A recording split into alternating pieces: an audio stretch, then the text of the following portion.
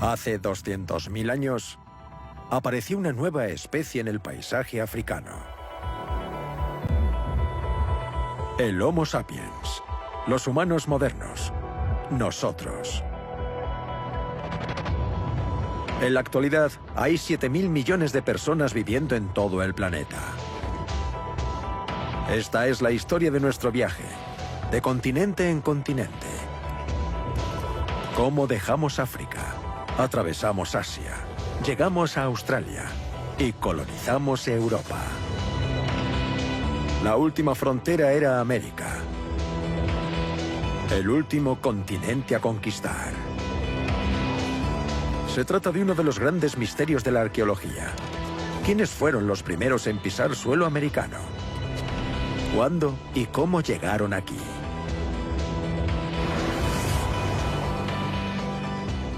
A medida que avanzaban hacia el sur, sabían que eran las primeras personas en ver esos paisajes. Estos ríos habrían proporcionado a los pueblos costeros todos los recursos necesarios para explorar el interior y finalmente colonizar Norteamérica. Como científico, pienso que la polémica es emocionante, porque el resultado importa, significa algo, es importante.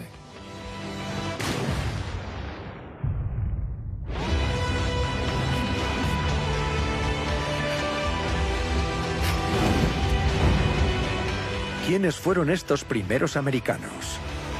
¿Y qué fue de ellos? Su historia es nuestra historia.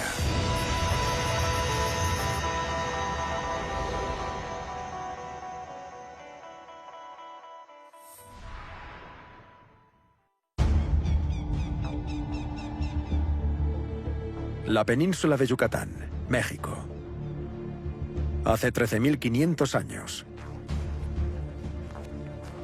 Una ceremonia tiene lugar dentro de una cueva.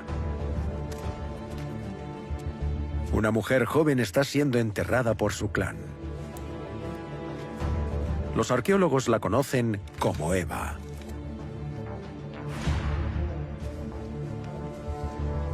En vida, era cazadora y recolectora, como cualquier otra persona prehistórica. Pero Eva es especial para nosotros. Puede atribuirse la distinción de ser la primera americana. No se han hallado restos tan antiguos como los de Eva en toda América.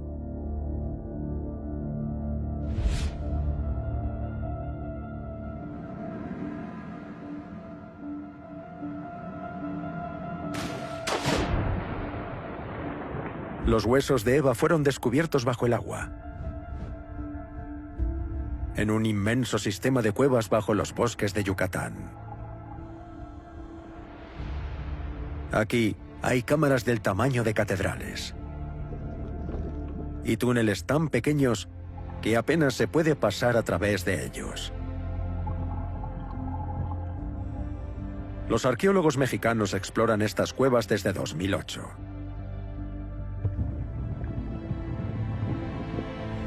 Arturo González es el líder del equipo. Para mí esta es la mejor forma de hacer arqueología, porque no es necesario excavar, no hay polvo, todo está claro.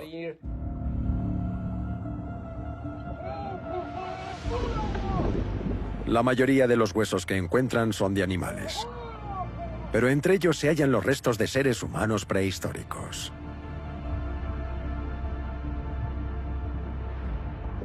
Pasamos mucho tiempo buceando y explorando. Y cuando por fin encuentras restos humanos, es como una lotería. Piensas, vaya, gracias, Dios mío. Tienes la gran oportunidad de tocar esas pruebas. Es como una conexión entre el pasado y el futuro, en el presente. Pero, ¿por qué hay huesos humanos bajo el agua? No fueron arrastrados por la corriente. Debieron depositarlos aquí cuando las cuevas no estaban inundadas. Durante la glaciación, gran parte del agua del mundo estaba congelada en grandes capas de hielo, por lo que el nivel del mar era mucho más bajo que el actual, hasta 120 metros más bajo, cambiando la línea de costa y la forma de América.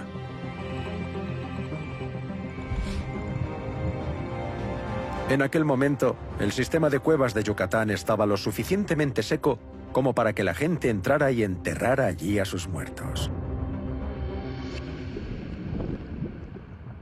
La fase seca terminó hace 8.000 años. Desde entonces, las cuevas han estado sumergidas, sellando y protegiendo cualquier resto humano.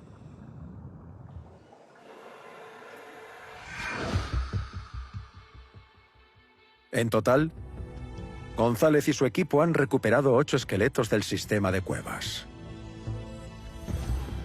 Es la colección más grande de seres humanos prehistóricos encontrada en América del Norte. Y el hallazgo estrella es este: la mujer de Nájarón. Este fue el primer esqueleto que encontramos en las cuevas y también es el más antiguo.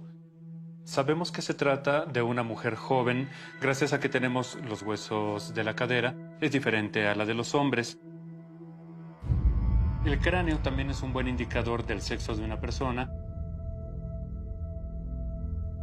El cráneo de la mujer de Nájarón es muy fino, es muy delicado, correspondiente muy posiblemente a una mujer joven. En vida medía 1,40 m y solo tenía 20 años cuando falleció. La datación de sus huesos por radiocarbono sugiere que ocurrió hace 13.500 años.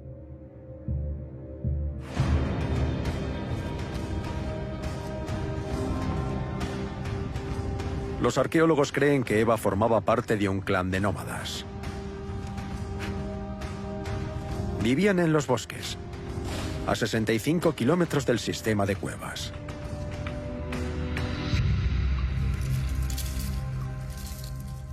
Solo entraban en ellas para enterrar a sus muertos.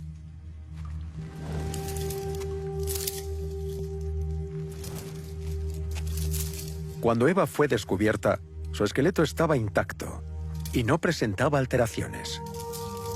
Había sido colocada allí deliberadamente, a 400 metros de la entrada más cercana.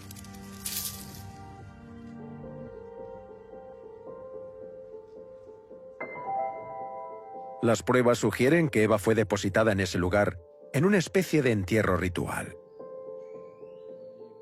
Se trata del primer indicio de espiritualidad en toda Norteamérica. Pero, ¿por qué tomarse tantas molestias y realizar una ceremonia en la oscuridad, a 400 metros de la entrada de la cueva? Normalmente se encuentran en la parte más profunda de la cueva, bastante lejos de la entrada, pero no lo sabemos. No sabemos con certeza por qué elegían estos lugares específicos.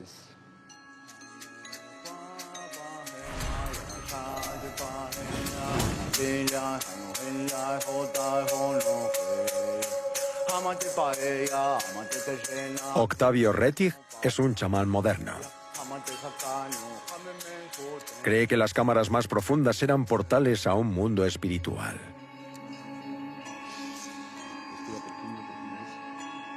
En el que los chamanes se comunicaban con los espíritus usando drogas psicotrópicas.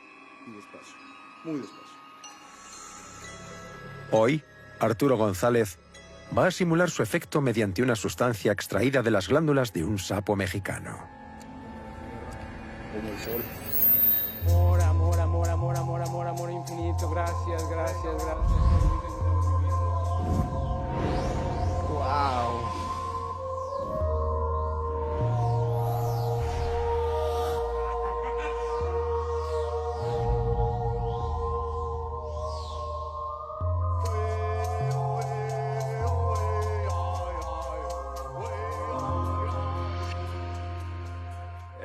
Soy antropólogo, soy paleontólogo y creo en el racionalismo. Pero ahora entiendo mejor por qué elegían estos lugares específicos para hacer sus entierros o entrar en contacto con las almas.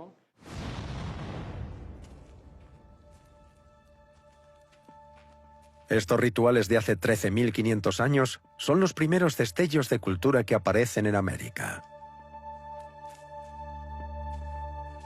Pero para los arqueólogos, eso supone un problema.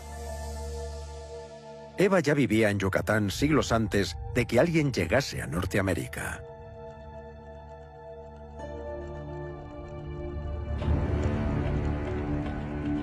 Durante décadas, se ha asumido que los primeros americanos llegaron desde Siberia a pie.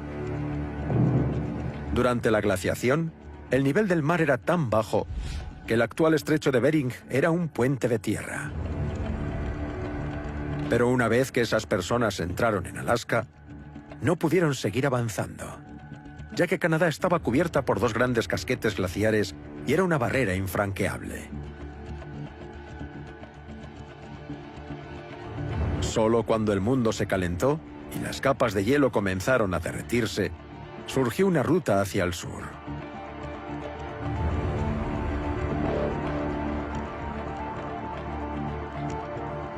En Alberta, la evidencia de esa ruta hacia el sur es fácil de encontrar. Hay una serie de rocas gigantes esparcidas por las llanuras. Se las conoce como bloques erráticos, porque no pertenecen a este paisaje. Esta roca enorme no debería estar aquí. Su lugar de origen está a unos 160 kilómetros al norte, pero quedó atrapada entre estos dos enormes casquetes de hielo que la arrastraron hacia el sur. Cuando los casquetes se derritieron, depositaron la roca aquí. Estos bloques parecen aislados, pero al cartografiarlos en el paisaje, nos ofrecen una imagen excelente del corredor que existía entre estas dos gigantescas capas de hielo. En realidad definen el paso hacia Norteamérica. Una vez que se abrió un paso libre de hielo, hace aproximadamente 13.000 años, la gente pudo caminar hacia el sur, hasta el territorio actual de Estados Unidos.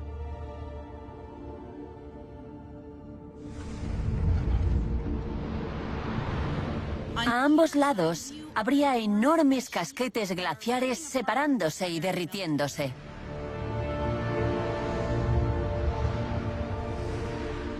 Oirían correr el agua del deshielo y fuertes crujidos al formarse grietas, y verían caer grandes bloques de hielo. A medida que avanzaban hacia el sur, llegarían a lugares que nunca antes habían pisado los humanos. No habría signos de vida humana, y sabrían que eran las primeras personas en ver esos paisajes.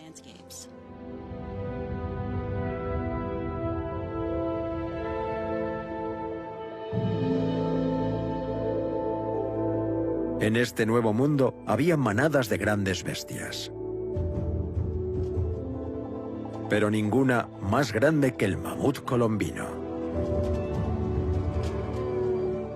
Con un peso de hasta 9 toneladas, era una promesa de abundancia para quien pudiera cazarlo.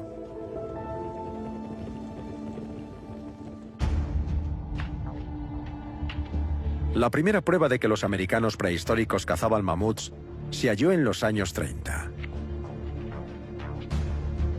En una serie de yacimientos del suroeste, los arqueólogos encontraron puntas de lanza junto a huesos de mamut. Estas puntas de lanza pasaron a conocerse como Puntas Clovis, nombre de uno de los yacimientos arqueológicos en Clovis, Nuevo México. Desde entonces, se han hallado muchas más por todo Estados Unidos. Son tan comunes que los arqueólogos hablan de una cultura Clovis en referencia a quienes las fabricaban.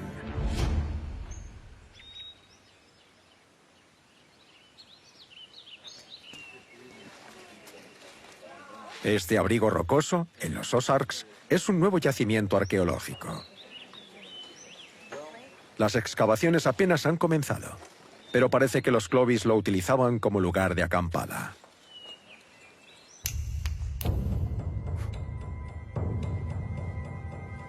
Hace 13.000 años, los grupos familiares se alojaban aquí unos días antes de reanudar su viaje. La vida giraba en torno al alimento: encontrarlo, procesarlo y consumirlo. Los cazadores-recolectores eran tan activos que consumían hasta 4 veces más proteínas que las personas actuales. Metin Eren es uno de los directores del yacimiento arqueológico y es un experto en la talla de pedernal. Es capaz de hacer una punta Clovis tal y como la habrían hecho los primeros americanos.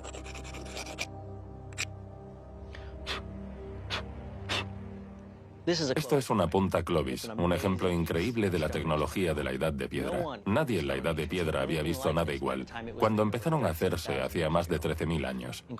Los bordes son muy afilados a lo largo de toda la hoja. Y debido a que tiene estos surcos a ambos lados, se puede encajar fácilmente en el extremo de una asta para crear una lanza. Esto les debió facilitar el trabajo de derribar a las grandes bestias de la Edad de Piedra. En muchos sentidos podría considerarse el primer invento americano.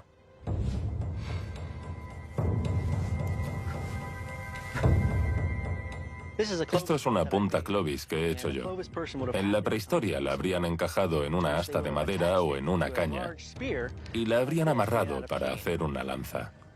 Luego habrían fijado la caña a un atlátel o lanzadardos para darle mucho más impulso y poder derribar a los grandes animales de la última glaciación.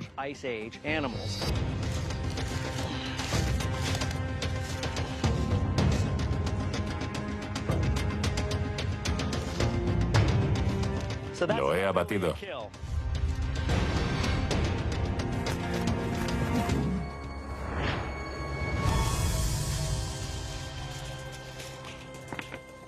Vaya.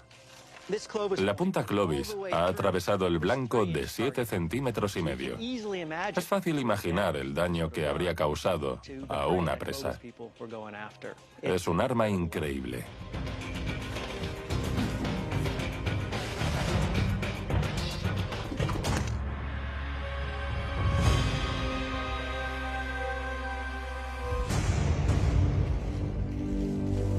Pero ¿cómo lograron los Clovis abrir nuevos caminos? ¿A dónde ir? ¿Qué hacer en una tierra inmensa y desconocida? Bob Stevens es apache. Cazador, rastreador y experto en supervivencia. Aquí rodeado de naturaleza. En este paisaje. Siento el viento. El viento sopla a través de mí. Todos los sonidos forman parte de mí. Laten al ritmo de mi corazón. No solo me convierto en el mundo que me rodea. El mundo que me rodea se convierte en mí. Nos fundimos en uno.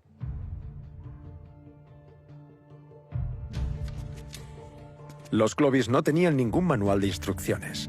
Nadie que les dijera dónde cazar. Tenían que averiguarlo por sí mismos.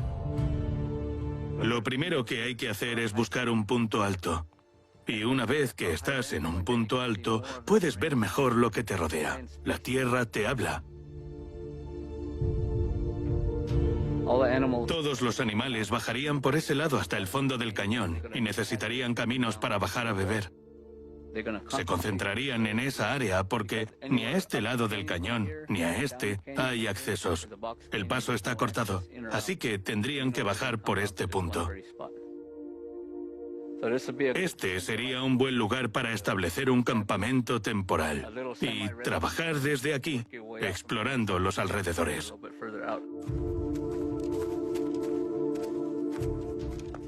Es increíble la velocidad a la que pasaron por aquí las primeras personas que cruzaron el puente de tierra por Alaska. Tal vez sintieran la necesidad de explorar. Tal vez había algo que los impulsaba a mirar más allá de la siguiente colina, a subir la siguiente ladera. Y cuando vengo aquí, siento las mismas ansias de saber qué es lo que hay más allá de la última colina que puedo ver. Ir hasta allí, mirar y decir, ya sé lo que hay. ¿Y qué veo? Otra colina. Eso mantiene vivo el impulso de ir siempre más allá.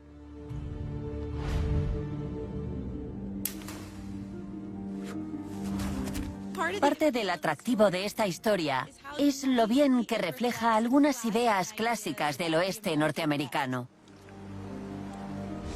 Hombres duros que viajaban a nuevas tierras solo para conquistarlas y colonizarlas.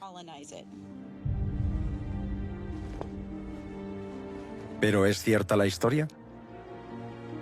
¿Fueron los cazadores Clovis los primeros habitantes de América? Las pruebas arqueológicas más antiguas que dejaron atrás son de hace 13.000 años. Pero en Yucatán, Eva vivió hace 13.500 años. Es cientos de años anterior a los Clovis. Si Eva y su pueblo llegaron al sudeste del continente tan pronto, los humanos debieron pisar Norteamérica por primera vez mucho antes que hace 13.000 años.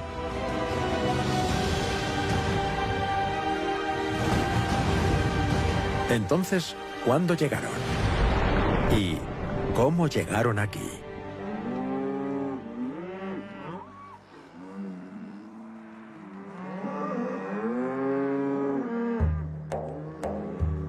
Jacqueline Gill cree que puede fechar la llegada de personas a Norteamérica no estudiando huesos o herramientas, sino mediante el estiércol.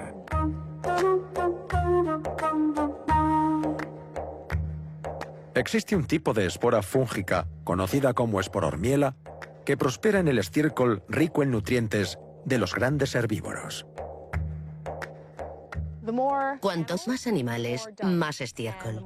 Y cuanto más estiércol, más esporas. Lo fantástico de estas esporas es que duran miles o decenas de miles de años. Así que podemos excavar el suelo y viajar al pasado para averiguar cuántos animales había en un lugar concreto.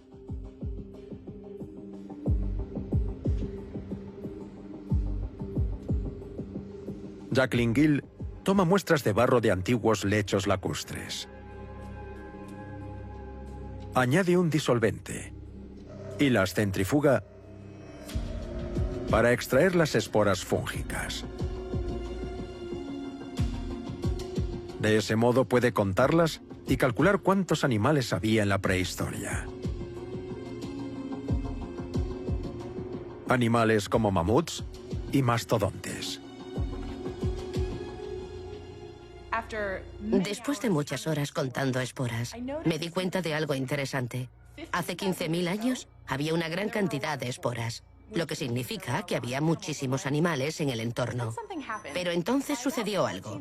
Hace unos 14.800 años, el número de esporas empezó a disminuir y hace unos 13.500 años desaparecieron por completo. La desaparición de estas esporas sugiere que los animales eran cazados mucho antes de que aparecieran las primeras puntas Clovis. Para cuando aparecieron los cazadores Clovis en Norteamérica, el número de animales grandes ya se había diezmado, lo que significa que debía haber personas aquí mucho antes de lo que pensábamos. Pero si había gente cazando animales antes de que surgiera la cultura Clovis, ¿dónde están sus restos arqueológicos? Este es un hueso de costilla descubierto en el estado de Washington, en la península olímpica. Pertenece a un mastodonte, una especie de elefante emparentada con el mamut. La singularidad de este hueso de costilla es esta otra masa de hueso que tiene incrustada. Así que hicimos un escáner de alta resolución para ver el interior del hueso y creamos un modelo tridimensional del aspecto que tendría. El objeto es claramente artificial.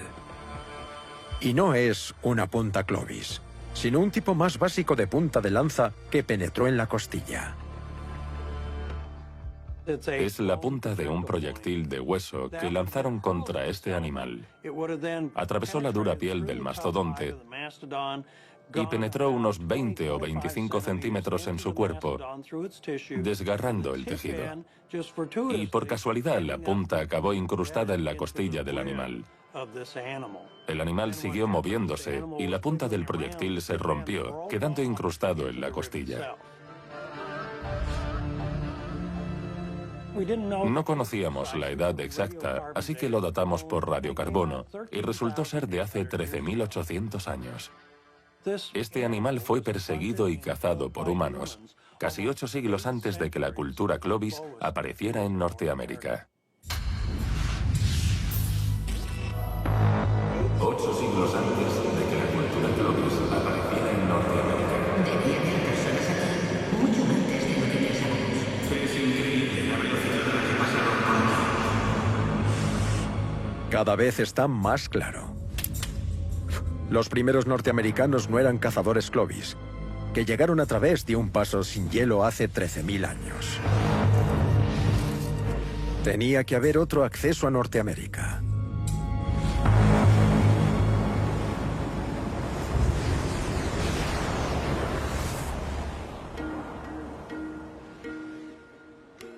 John Erlandson cree que los primeros norteamericanos llegaron en barco hace 16.000 años. Aunque el continente estaba prácticamente cubierto por hielo, la costa del noroeste del Pacífico estaba en su mayoría libre de hielo. Era posible encontrar una ruta hacia el sur que evitase los icebergs y vivir de la abundancia del mar. Una de las razones por las que la ruta costera es tan atractiva es esto: algas marinas. Estos bosques de algas se extendían por todo el Pacífico. Estas algas son muy productivas. Liberan miles de millones de esporas y crecen hasta 1 metro al día. Son la base de una compleja cadena trófica formada por peces, mariscos, mamíferos marinos y además son comestibles y muy sabrosas. ¿Están buenas? En lugar de llegar caminando por un paso entre el hielo, los primeros americanos pudieron llegar remando por una autopista de algas. Hay bosques de algas a lo largo de toda la costa pacífica, desde el norte hasta el sur de América, hasta la Patagonia.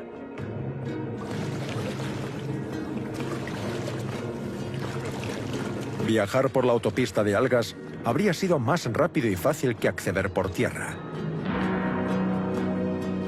Al no existir variaciones de terreno y manteniéndose siempre al nivel del mar. Las teorías antropológicas sugerían que el hombre no empezó a pescar y a construir barcos hasta hace 10.000 años. Pero eso nunca tuvo sentido para mí. Las costas son muy productivas. ¿Cómo iban a ignorarlas los humanos durante el 99% de la historia? También creo que muchos llegaron por el paso sin hielo. Pero es más probable que antes lo hicieran por mar y que los primeros americanos se adaptaran a la vida en la costa. Cualquier evidencia arqueológica de una migración costera ha desaparecido debido a la subida del nivel del mar. Pero según esta teoría, la costa del Pacífico debía estar salpicada de campamentos improvisados. La gente se habría movido de cabo a cabo, pescando peces y mamíferos marinos y recolectando algas. Luego se habrían desplazado por mar, siempre siguiendo la línea de costa, sin perder de vista la tierra. Debió ser un viaje increíble hasta llegar a la costa y explorar lugares que ningún ser humano había pisado antes.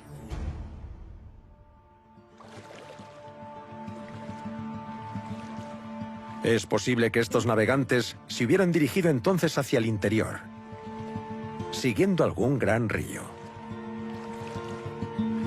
De esta manera, podrían haber navegado hasta el corazón del continente. Para la gente que navegaba por la costa, estos ríos habrían sido como desvíos de la autopista de algas.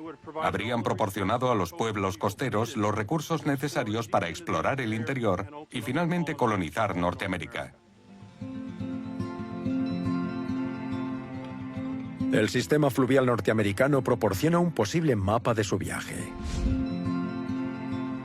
Si llegaron tierra adentro por el río Columbia, podrían haber llegado al Missouri, que desemboca en el Mississippi y finalmente en el Golfo de México. De esta manera, personas como Eva podrían haber cruzado el continente mucho antes de que se abriera el paso entre el hielo.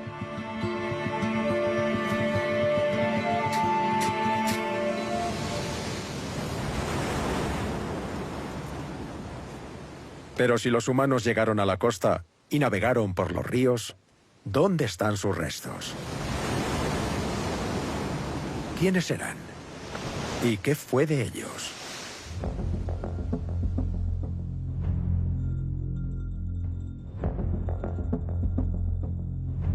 Uno de los esqueletos prehistóricos más completos de Norteamérica se conserva en este museo. Pertenece a un hombre que pudo haber sido uno de los primeros inmigrantes costeros que viajó por la autopista de algas. Pero es imposible filmar sus huesos, ya que es un riesgo para su seguridad. Se encuentran tras varias puertas cerradas, con alarmas y cámaras de seguridad. Además, el esqueleto en sí cuenta con 2 sistemas de alarma propios. Es como si estuviera en la cámara de seguridad de un banco, de una ciudad fuertemente protegida, por así decirlo. Sería muy difícil entrar y llegar hasta los restos.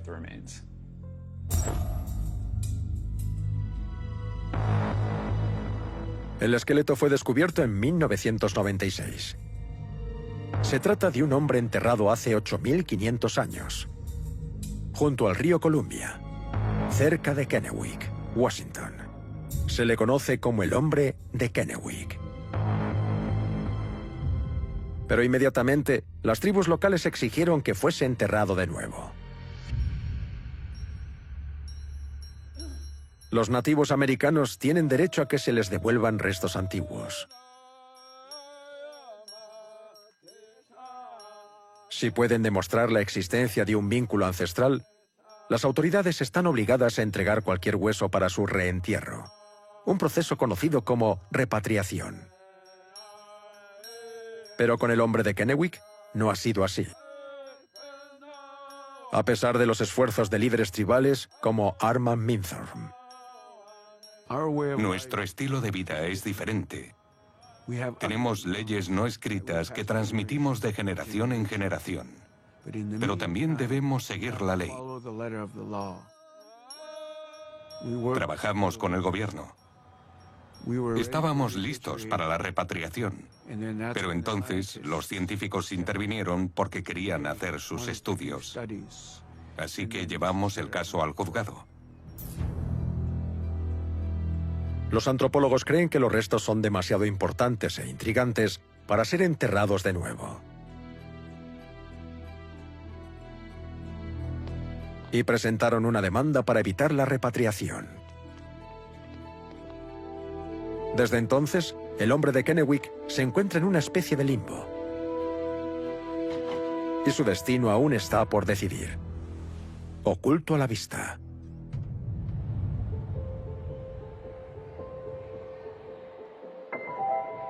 En 2004, un juez permitió que los huesos fueran examinados por Doug Ousley. Su despacho se encuentra en el Instituto Smithsonian y es uno de los principales antropólogos forenses del mundo. Su equipo estuvo 2 semanas con el esqueleto para llevar a cabo un examen definitivo. Generaron tantos datos que tardaron 9 años en publicar los resultados. En resumen, el hombre de Kennewick pesaba unos 72 kilos, medía alrededor de unos 70 y tenía unos 40 años. Era un hombre robusto, muy fuerte. Tiene los huesos muy robustos y el cuerpo muy ancho. Su brazo derecho es mucho más grande y fuerte que el izquierdo. Eso está directamente relacionado con el uso del adlátel, con el que debía hacer un movimiento fuerte y rápido. Al lanzar hay que inclinarse, saltar y aterrizar sobre la pierna izquierda. Es increíble, pero se aprecia perfectamente un mayor desarrollo en la pierna izquierda que en la derecha.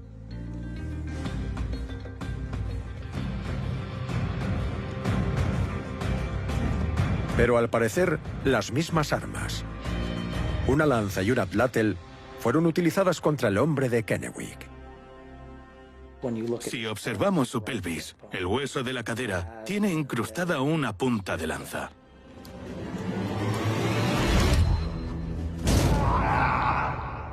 Seguramente eso lo derribó.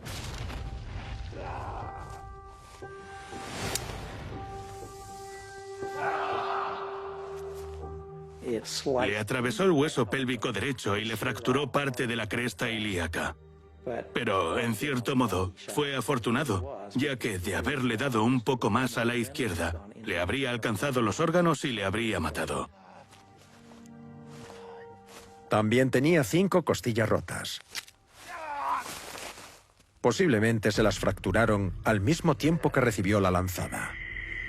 El tipo de lesión que presenta en las costillas es similar al que presentaría una persona a la que han pateado.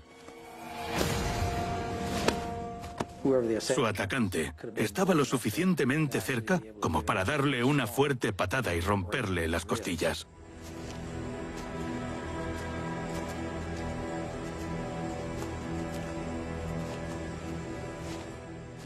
Pero era un tipo duro y sobrevivió.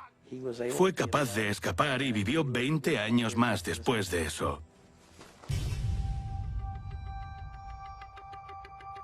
¿Qué más pueden revelar los huesos del hombre de Kennewick? Owsley ha analizado su composición química, su marcador isotópico. Esto muestra lo que comía y de dónde procedía su alimento.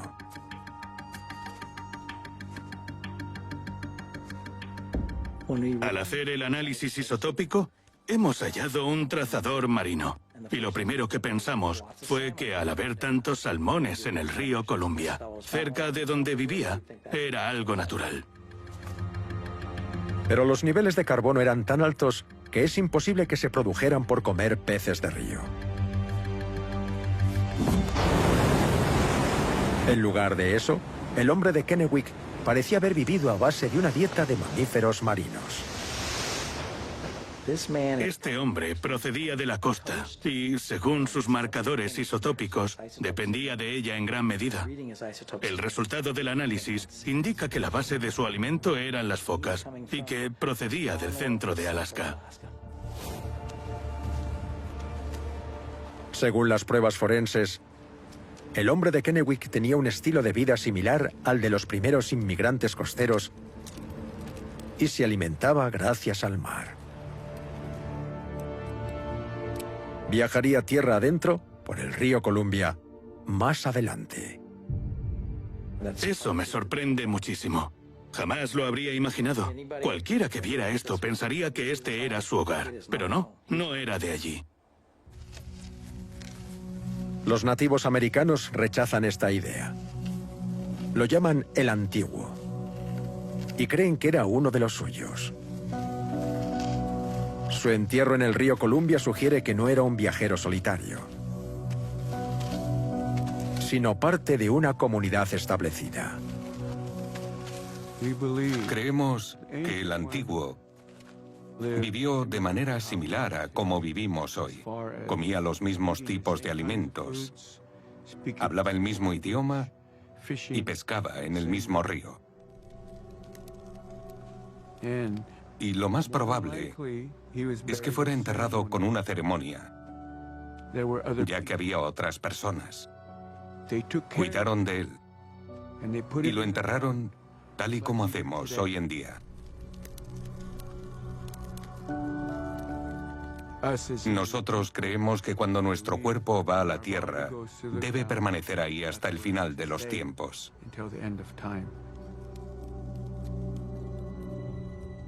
Eso es lo que creemos. Y aunque lo enterrasen hace 9000 años, no importa. Cuando un cuerpo es sacado de la tierra, como el del antiguo, Su viaje es interrumpido. Se detiene.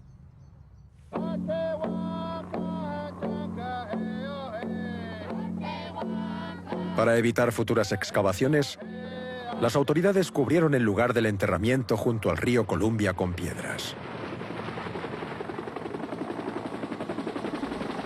Pero los huesos aún no han sido devueltos. Los grupos tribales afirman que el hombre de Kennewick es su antepasado. Los científicos no pueden aceptar ese hecho, solo porque no está escrito en un libro. Pero para mí está claro, porque lo vivo a diario. Doug Owsley no está de acuerdo. Piensa que no existe un vínculo ancestral entre los nativos americanos actuales y el hombre de Kennewick. Sus cráneos tienen forma distinta. Esta es la calavera de un nativo americano. Tiene mejillas muy anchas y un cráneo bastante corto y ancho. Es muy diferente de la del hombre de Kennewick. Este, en lugar de tener un cráneo corto y ancho, lo tiene mucho más largo y estrecho. Y su cara, la anchura de su cara, es mucho menor y menos robusta que la de los actuales nativos americanos. Podríamos preguntarnos, ¿a quién se parece entonces el hombre de Kennewick? ¿En qué lugar encajaría mejor? Y comparando sus rasgos con humanos de todo el mundo, vemos más similitudes con los polinesios. La reconstrucción facial del hombre de Kennewick se basa en los rasgos faciales de una tribu polinesia llamada Ainu. Se trataba de un pueblo de cazadores-recolectores del norte de Japón, que casi desaparecieron por completo en el siglo XX. Sus cráneos son largos y estrechos, similares a los del hombre de Kennewick. No estoy diciendo que sea polinesio. Lo que quiero decir es que hace 10.000 o 15.000 años, este era el aspecto que tenían los humanos en la costa de Asia, el de aquellos cazadores-recolectores marítimos. Los esqueletos de Yucatán son iguales. El cráneo de Eva es largo y estrecho, como el del hombre de Kennewick. No se parece en nada a los nativos americanos modernos. Según esta teoría, la primera oleada de inmigrantes llegados a Norteamérica fueron personas como el hombre de Kennewick y Eva, con cráneos largos y estrechos. Pero hace unos 8.000 años, debió llegar una nueva oleada de personas, con cráneos anchos y redondos. Aniquilaron a aquella primera oleada y continuaron poblando América. De ser cierto, los nativos americanos actuales no están directamente relacionados con el hombre de Kennewick y no tienen derecho alguno sobre sus huesos. Pero hay una forma segura de averiguar si se trata de un antepasado, utilizando el ADN.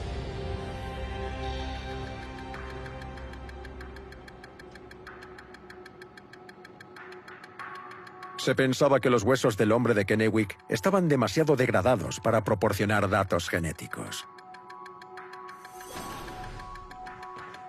Pero es que Will Slerth es un pionero en el campo de la genómica antigua.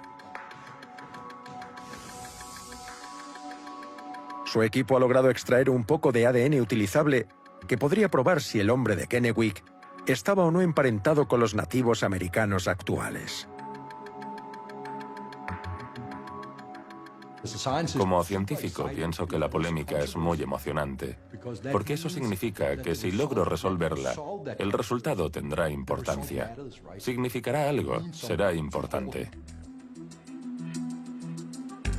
Una vez obtienen el ADN, hacen millones de copias y las introducen en una máquina de secuenciación de alto rendimiento.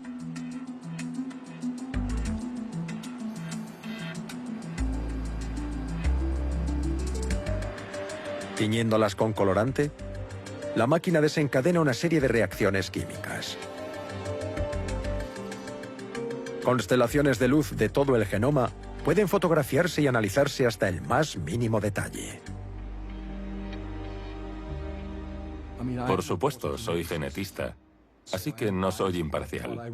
Pero creo que la genética actual, y sobre todo la genómica que llevamos a cabo aquí, es una herramienta muy poderosa para abordar este tipo de cuestiones sobre la ascendencia. Willerslev ha invitado a Armand Mirzohm y a otros líderes tribales a visitar su laboratorio y descubrir las últimas novedades sobre el hombre de Kennewick. Pero primero los lleva a la Sala Blanca para mostrarles cómo se extrae el ADN de los restos antiguos. Hoy están trabajando con un diente de 500 años de antigüedad, perteneciente a un vikingo. Hay muy poco ADN en estos materiales. Y con el fin de leer el código genético, tenemos que machacarlo y extraerle el ADN, por así decirlo. El proceso es similar al que hicimos con la muestra del antiguo, pero en su caso fue un hueso, no un diente.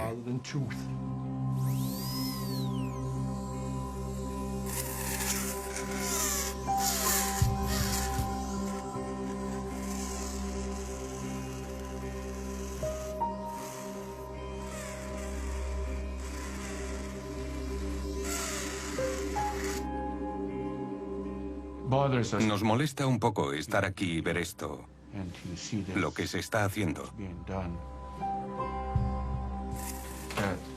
No nos gusta cómo tratan a los restos humanos.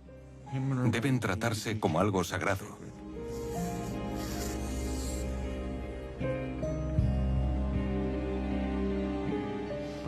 Pero es ciencia. Y nosotros, como tribu, estamos empezando a comprender en qué consiste la ciencia. Este encuentro de ciencia y tradición termina con una oración.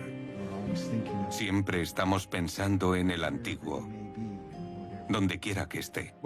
Cuando vi lo mucho que significaba para ellos, me emocioné mucho. Estoy seguro de que creen estar haciendo un sacrificio al permitirme tomar muestras del hombre de Kennewick. Pero es un sacrificio que deben hacer si quieren tener alguna posibilidad de recuperar los huesos. Lo que tengo en este tubo de aquí... Independientemente de sus dudas con respecto a la investigación genética, las tribus están a punto de recibir buenas noticias. Este es el ADN del antiguo, y ya hemos secuenciado parte del genoma. En base a estos análisis, podemos ver que el antiguo está más relacionado con el pueblo indígena contemporáneo que con cualquier otro pueblo del mundo.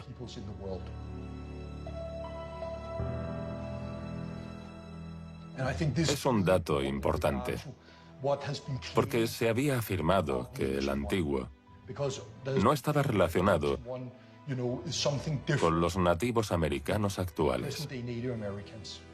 De ser ese el caso, el ADN del antiguo habría sido similar al de algún otro pueblo del mundo, por ejemplo, al de las tribus asiáticas, pero no ha sido así. A quien más se asemeja es a los nativos americanos. Es realmente alentador oírte decir eso. Nosotros siempre lo hemos sabido. Y esto solo confirma y reconfirma lo que siempre habíamos dicho. Si algo de lo que hemos averiguado puede serviros de ayuda a la hora de recuperar al antiguo, estaré encantado, incluso de declarar en un juicio para defender la fiabilidad de los resultados y las pruebas. De acuerdo.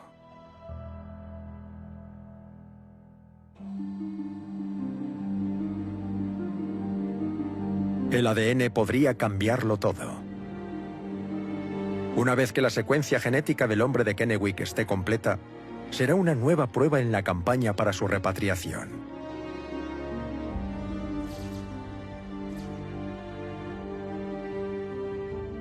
Si la genética está en lo cierto, no hubo dos oleadas de inmigrantes en América, sino solo una. Eva, el pueblo Clovis, el hombre de Kennewick, todos pertenecen al mismo grupo genético que los nativos americanos modernos. Todos son un pueblo. Los nativos americanos actuales pueden parecer diferentes a sus antepasados, pero eso no es inusual. Alrededor del mundo, casi todos somos diferentes de nuestros antepasados prehistóricos. Ninguno de nosotros somos quienes una vez fuimos.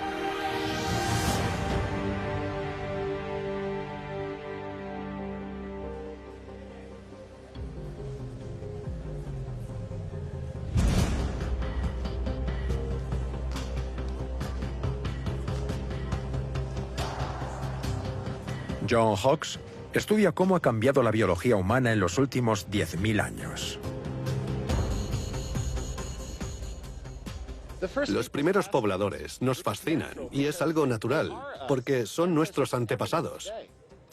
Pero al observar sus cráneos, nos hemos dado cuenta de que sus caras no son como las nuestras. Hemos cambiado.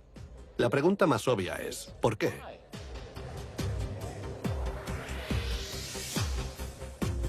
Hawkes cree que los seres humanos son muy sensibles a los cambios en su estilo de vida. Una vez que dejamos de cazar y recolectar, empezamos a comer alimentos diferentes. Solo eso fue suficiente para cambiar la forma de nuestros cráneos. Y al vivir en ciudades, nuestros cerebros no tienen que esforzarse tanto. Confiamos en la inteligencia de los demás. Puede parecer sorprendente, pero cuando empezamos a asentarnos, nuestro cráneo no solo cambió de forma, sino que comenzó a encogerse. Y tal vez nuestros cerebros se encogieron también. Los primeros pobladores vivían en grupos muy pequeños. Cualquier cosa que quisieran hacer, tenían que aprenderla. Debían aprender a buscar cualquier alimento que quisieran comer. Y el conocimiento acumulado durante generaciones, debían almacenarlo aquí. Sobreviviendo a base de ingenio, estos pioneros abrieron un nuevo mundo. Ya vinieran por mar o por tierra, ahora sabemos que llegaron al menos 2000 años antes de lo que se pensaba anteriormente. Y que poblaron América a una velocidad vertiginosa.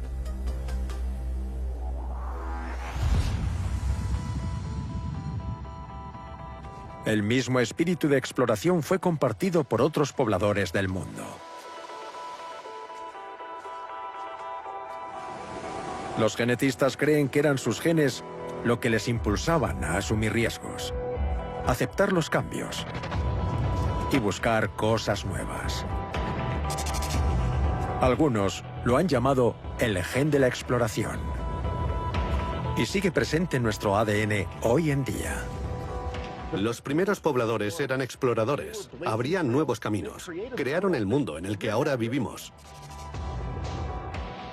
Y ese vínculo genético entre nosotros y ellos ha perdurado a través de los años, conectándonos a ellos y empujándonos a ir donde no hemos estado antes.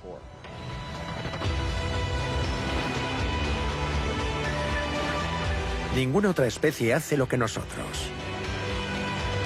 Desplazarse, explorar y habitar cada rincón del planeta. Y lo hacemos porque ellos lo hacían. Nuestros antepasados, los primeros hombres.